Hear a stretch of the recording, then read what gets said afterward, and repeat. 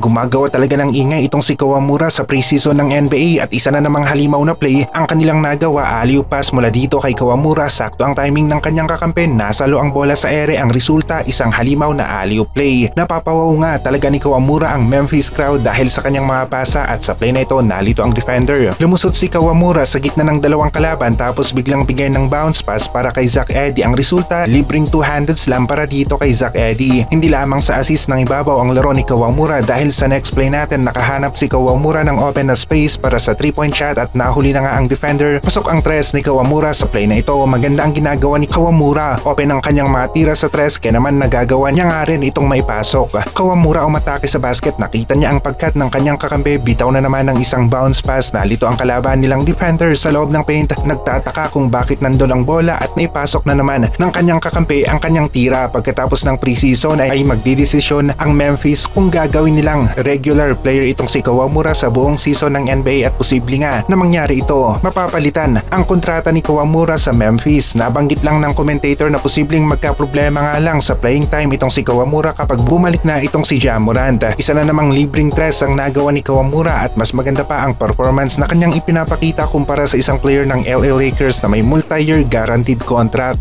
Maging sa depensa, hindi nagpahuli si Kawamura. Maganda ang pressure defense niya, bilis ng kanyang kamay kaya na-steal ng Memphis ang bola na nagresulta sa isang libreng tira. Dagdag puntos na naman para sa team ng Memphis. Napapabilib ni Kawamura ang mga commentator dahil sa kanyang mga plays. Matalas ang kanyang paningin, malawak ang kanyang court vision, nakikita niya ang mga open niyang kakampi para sa high percentage na tira. Dito bilis na naman ng kamay ni Kawamura, still ang kanyang nagawa, isang solid performance ang kanyang ipinakita laban sa team ng Indiana Pacers at panalo ang Memphis sa score na 120-116. Ipinakita naman ng Alvark Tokyo ang kanilang lakas laban sa team ng Yokohama B Corsairs at iba talaga ang lakas ng Alvark Tokyo dito sa Japan B1 B-League. Sunod-sunod ang kanilang panalo at sigurado na naman na aabot sila sa playoffs at top 4 ng Japan B1 B-League. Sa latest, best place naman tayo ni Kai Sotto at isang big time butata ang ibinigay niya laban sa import nilang kalaban. Napanganga na lamang dahil sa mataas na nga ang bola pero naabot pa rin ni Kai Sotto at dahil sa block ni Kai, sa Kushigaya ang bola para sa opensa. Depensa sa loob ng paint, ito ang isa sa kalakasan ni Kai Sotto dahil sa kanyang laki. Maganda ang pagsunod ni Kai para sa isang second cut at nakita siya ng kanyang kakampi kaya naman isang literal na malaking dunk ang kanyang nagawa sa play na ito. One dribble pull-up jumper, 7-footer ang nagawa ni Kai at kung titignan natin masyadong malayo ang agwat ng kanyang kamay kapag isang jump shot ang kanyang tira, mahirap pigilan ito at sana isa ito sa maging solid weapon ni Kai sa opensa. Mas i-improve pa niya at pataasin niya sa halos 100% ang kanyang accuracy gamit ang tirang ito. Mismatch advantage ang sumunod na play at buti na lang nakita ng kanyang kakampi ang mismatch sa loob ng paint at malapit si Kai sa basket kaya konting taas lang ng kanyang kamay para sa maganda at pasok na tira. Isang magandang power rebound ang sumunod. Sabayan sila ng import nilang kalaban pero mas mahaba si Kai Sotto kaya naman sa kanya ang rebound, talo ang import sa eksenang ito. Parang Zach Edey lang ang galawan ni Kai Sotto, nag-aabang sa loob ng paint, buti at napansin ng kanyang kakampi na maganda ang kanyang pwesto, bigay ng pasa at ni-reverse pa nga ni Kai Sotto, dinakdakan niya ang kalabang import at ang import naman hindi na sumabay, alam na hindi na niya maaabot ang bola sa kamay ni Kai Sotto. Nang ibabaw ang laro ni Kai ng magkasunod at maganda ito habang papalapit ang second window ng FIBA Asia Cup Qualifiers. Kitang-kita yung haba ni Kai Sotto sa play na ito kaya naman